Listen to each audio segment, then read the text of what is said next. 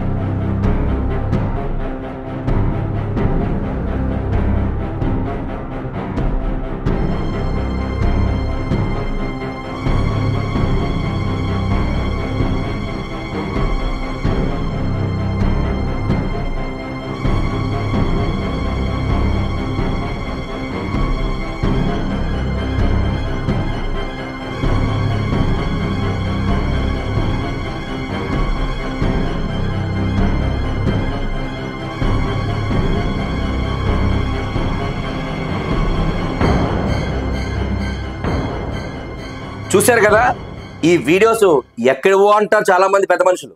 ఎక్కడవో కాదండి, కాకినాడకు సంబంధించి Andalamma degree college, అంటే ఇప్పుడు పైడా డిగ్రీ కాలేజ్ స్ట్రెచ్లో, జన్మభూమి పార్కు స్ట్రెచ్లో, అదేవిధంగా హాస్పిటల్ తల్లిపిల్ల చక్కరపాణి గారి హాస్పిటల్ స్ట్రెచ్లో, అదేవిధంగా అహోబిలం హాస్పిటల్ స్ట్రెచ్లో, ఇవన్నీ కూడా హాస్పిటల్కి పార్కులకి దగ్గరలో ఉన్నటువంటి, జన్మభూమి పార్కులో ఉన్నటువంటి దగ్గరలో ఉన్నటువంటి సమీపంలో ఉన్నటువంటి డ్రైనేజ్ వ్యవస్థ.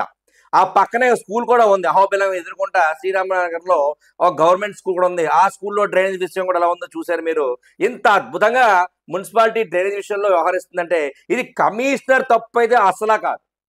ఎందుకంటే అక్కడ ఉన్న శానిటరీ ఇన్స్పెక్టర్లు అడ్జస్ట్మెంట్ రూపంలో డ్రైనేజీలు క్లీన్ చేయకుండా ఎప్పటికప్పుడు, ఫర్ ఎగ్జాంపుల్ అడ్జస్ట్మెంట్ అన్న మాట ఎత్తుకున్నాం కాబట్టి దాన్ని క్లారిటీ ఇవ్వకపోతే చాలా మందికి అర్థం కాదు.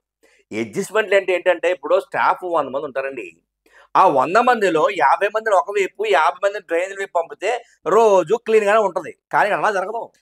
ఇక్కడ ఏం జరుగుతుందంటే 100 మందిలో 50 మందే పనిచేస్తారు, ఇంకో 50 మంది మస్తర్లు వేసుకుంటారు, చక్కగా వాళ్ళకి కొనసాగుతారు, ఇంకొంతమంది క్యాప్లు పెట్టుకుంటారు, ఏ చెట్టు కింద కూర్చొని పేకాడుకుంటారు. ఇదే జరుగుతున్న తంతు.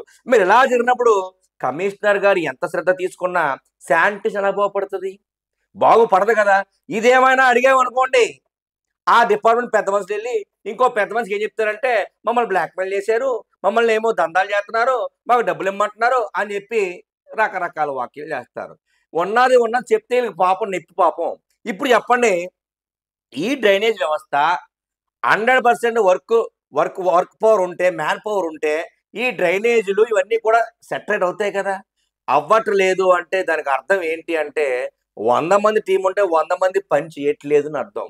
I humble request to commissioner madam, please consider this as article, please take a proper action on the inspectors. ఇంకో విషయం చెప్తా, ఒక ఎస్ఎస్ అంటే ఏంటంటే శానిటరీ సూపర్వైజర్, ఎస్ఐ అంటే శానిటరీ ఇన్స్పెక్టర్.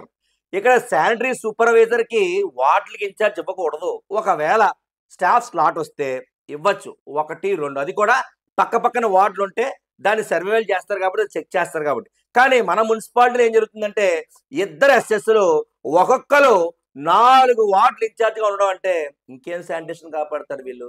ఇలాగుంటే ఇంకేం శానిటేషన్ నిలబడుతుంది? మరి దిద్దిక కదా జబ్బులు వస్తుంది, దీనికి కదా డెంగ్యూ మరి ఫీవర్ వస్తుంది.